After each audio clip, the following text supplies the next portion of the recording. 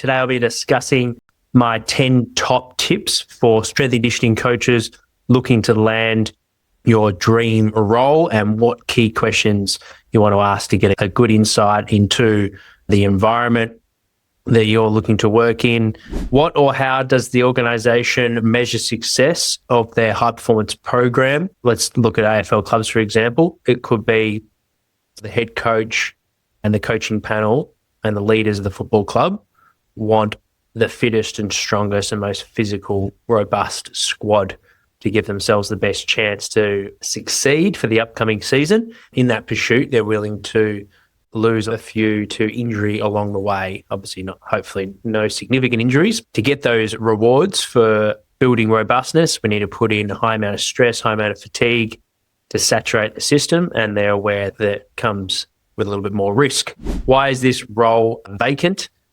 So you're trying to get a better indication. More often than not, you'll be able to find this out through your own networks, asking around, why did the person leave? Did they get promoted elsewhere? Did they lose their role? Has there been a structural change in the department where perhaps there was 4 physios and only 2 S&Cs, now there's 3 physios, 3 strength and conditioning coaches.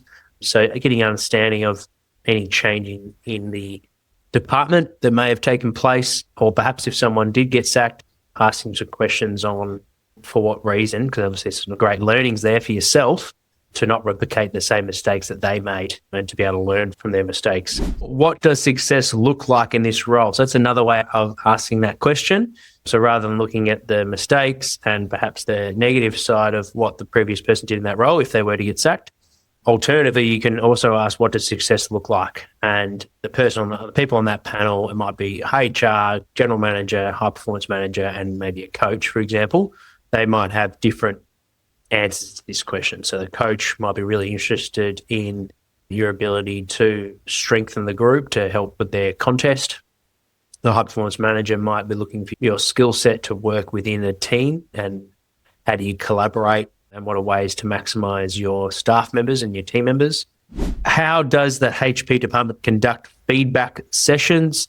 Is it formal? I've worked in environments where all feedback is informal, corridor conversations and catch-ups, perhaps when things aren't going well. And then I've also worked in environments where there's routine meetings and you have a quarterly growth session and you catch up and there's a formal process that you've filled out some questions going into that meeting.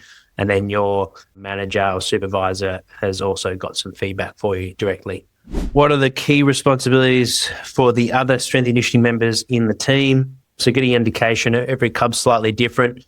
The classic model that I'm aware of is the high performance manager looks after the conditioning program and oversees the whole program. The strength and power coach typically manages the gym and pre-field activities like sprinting, acceleration, agility, and maybe some extra work around contest and tackling.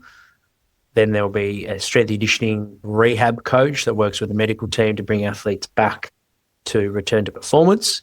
Then you might have an assistant S&C, a strength and conditioning coach that works with the young players in the gym and on the field and manages the VFL program. So that's probably the classic model over the last 5-6 years, or maybe even 10 years.